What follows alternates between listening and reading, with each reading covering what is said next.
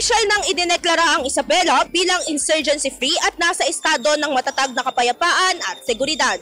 Itinuturing ito bilang makasaysayang hakbang mula sa mga panahong hinamon ng karahasan tungo sa mas maayos at maunlad na pamumuhay para sa mga Isabelenyo. Dinaluhan ang seremonya ng mga opisyal mula sa militar, pulisya, lokal na pamahalaan at iba pang ahensya kabilang sina Major General Gulliver Sienieres at Police Brigadier General Antonio Maralag Jr. Ipinakita ng pagtitipon ang matibay na koordinasyon ng gobyerno at komunidad upang wakasan ang insurhensiya sa lalawigan. Ayon sa mga kinauukulan, ang tagumpay na ito ay bunga ng sama-samang pagkilos ng local government, security sector, civilian stakeholders at mamamayan.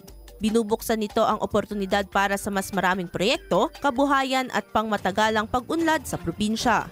Kasabay ng deklarasyon, ipinagdiwang din ang pagbubukas ng halfway house para sa mga nagbalik loob sa pamahalaan.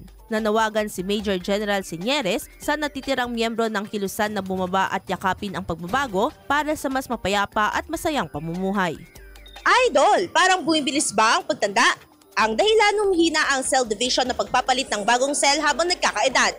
Natutuyo ang balat dahil sa paghina ng elasticity. Para mapigilan ito, mag-DTX 500 na. May antioxidants at vitamins, polyphenols at flavonoids na pumipigil sa collagen degradation. Sikreto sa pagiging young looking mo para maging healthy, mag-DTX 500 palagi. Para sa IFM News, ako si Idol Sena Mariakdang, Idol! IFM News.